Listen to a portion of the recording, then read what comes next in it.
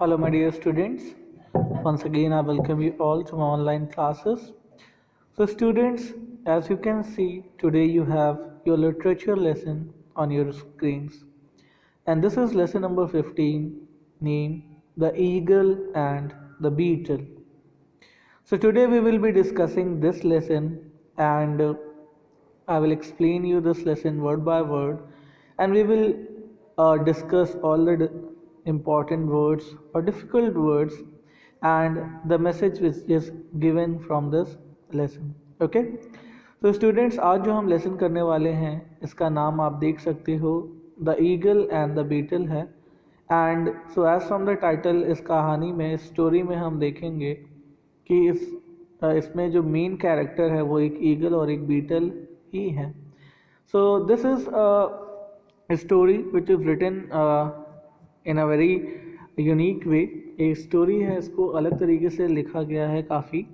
And this story gives us a moral और a lesson. ये एक फेबल के जैसा है, एक शॉर्ट स्टोरी के जैसा है।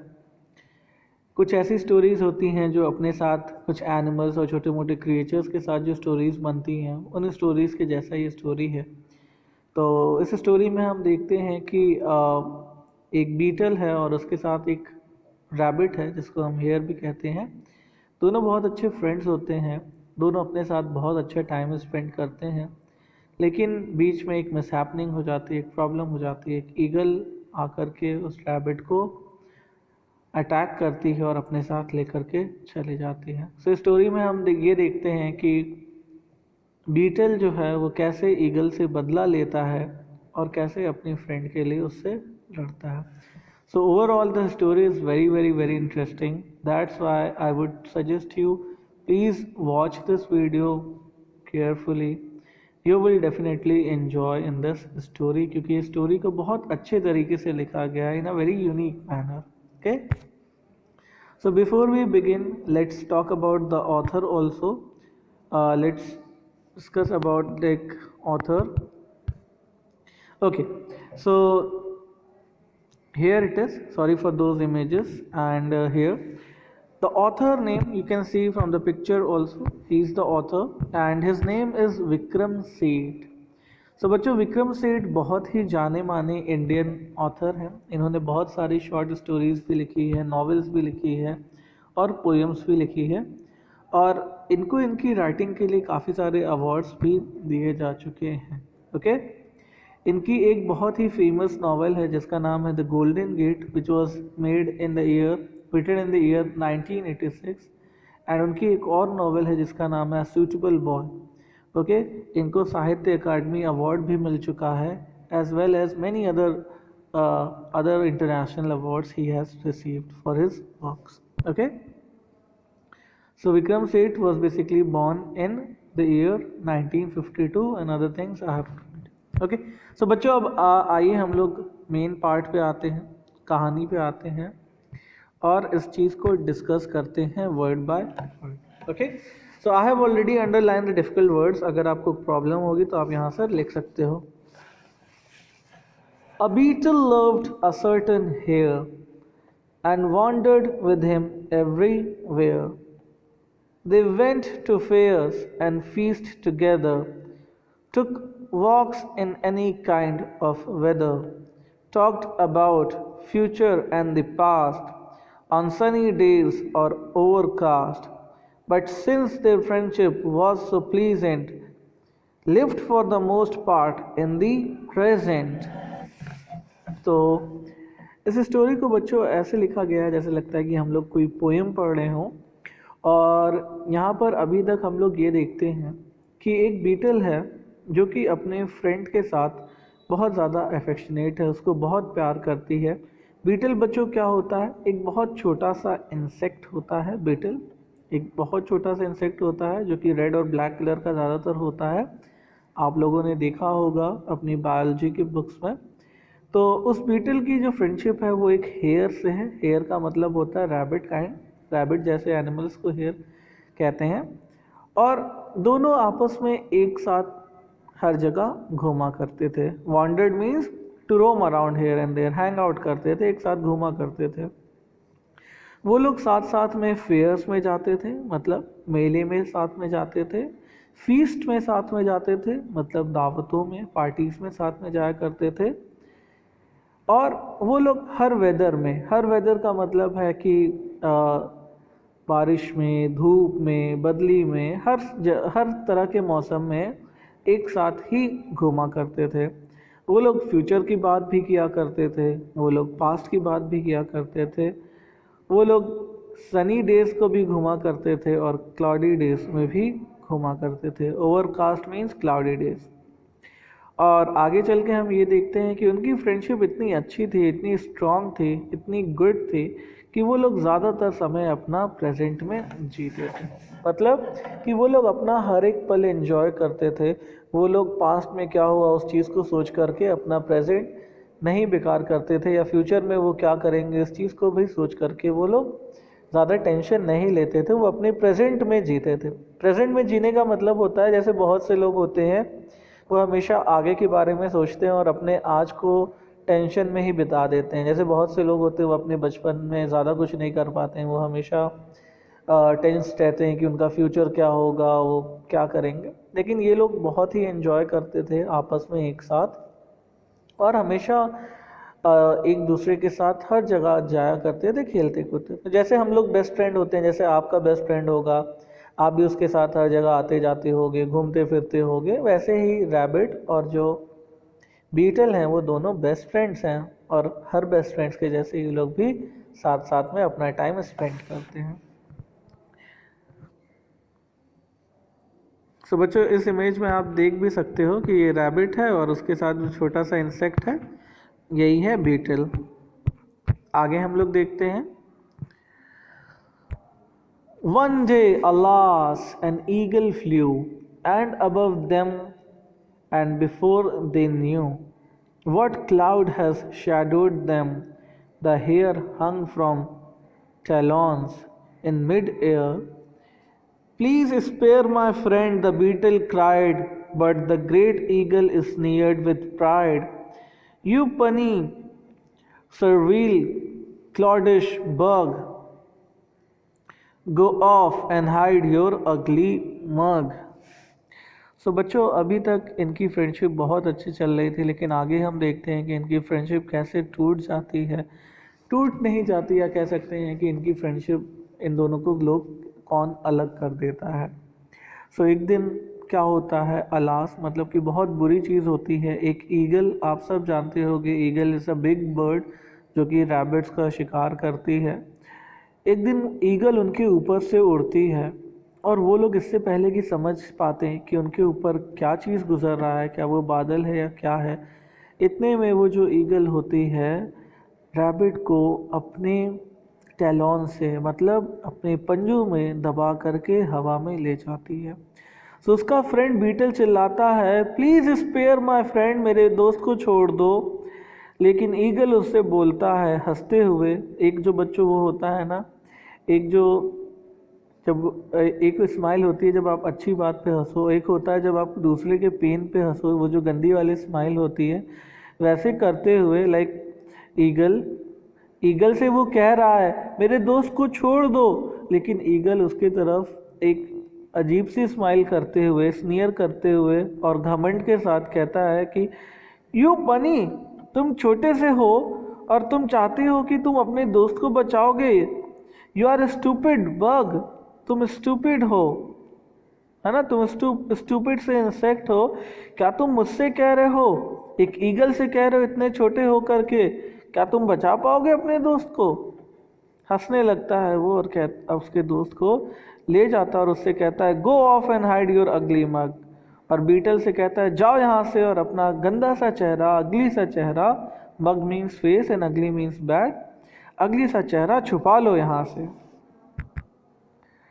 सो आगे चल के कहता है, आगे चल के होता क्या है कि beetle, how do you dare assume the right to meddle with my appetite?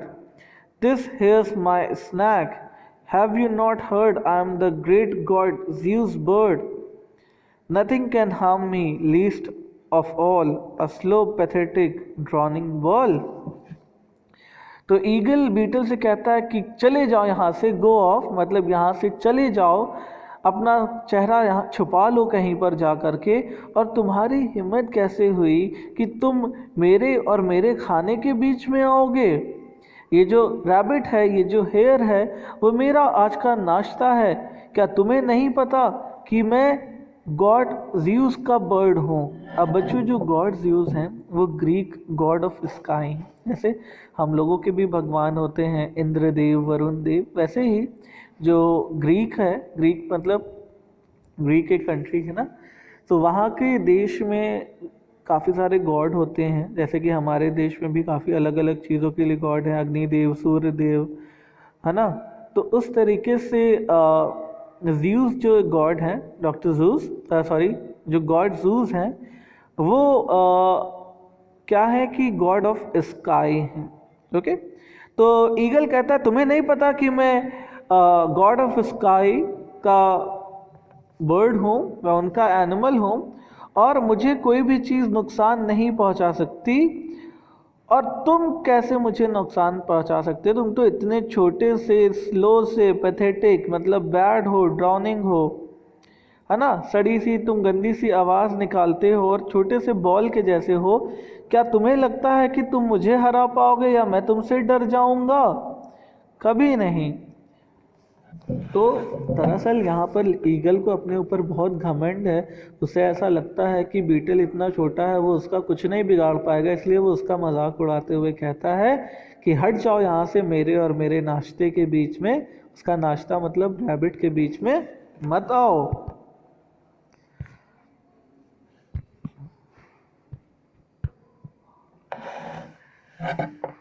आगे बच्चों हम लोग देखते हैं कि ईगल जो है वो बहुत ही ज़्यादा गंदा एनिमल है। वो कहता है, here keep your friends head, and she tour the hairs head of and swiftly bore his bleeding torso into her nest, ripped off his tail and ate the rest।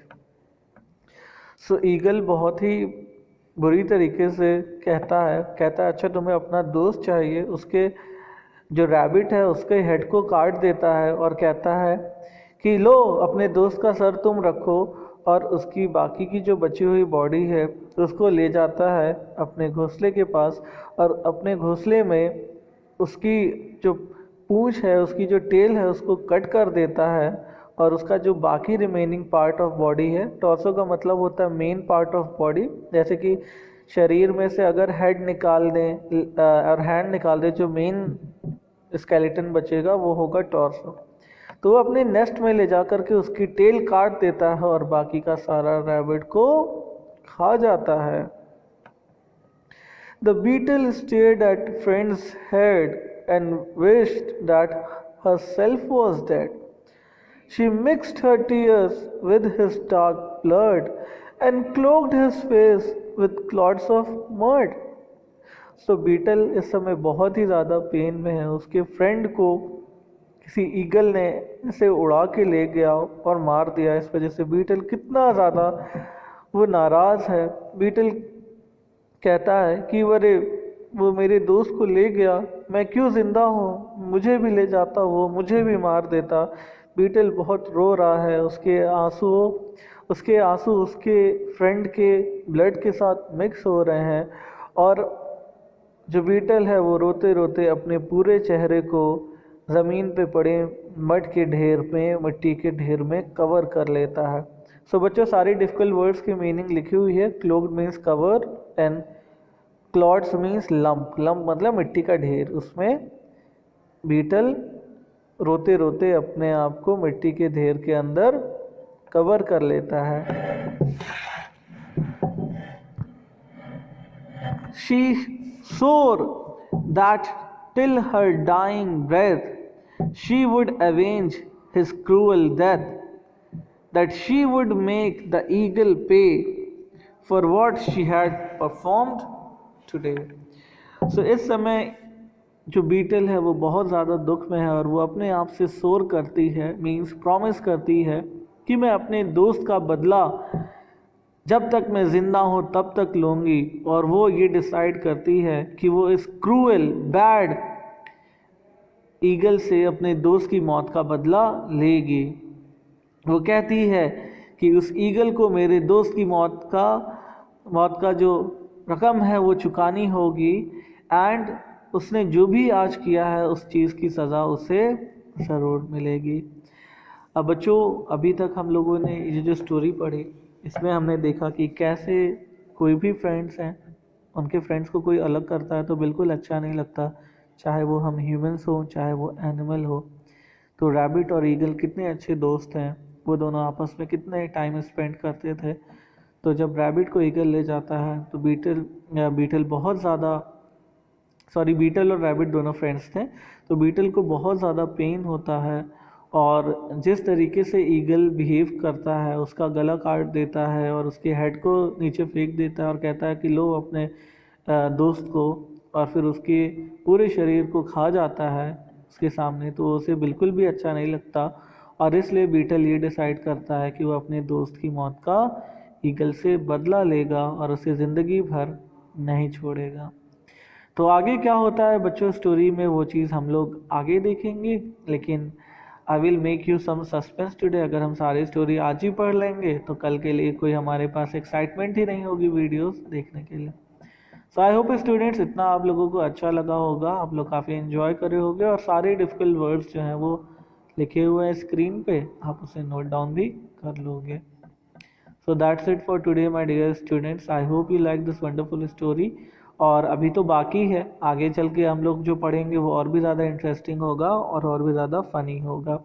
So will continue the remaining story tomorrow. For today that's it. Thank you so much for watching this video. Take care.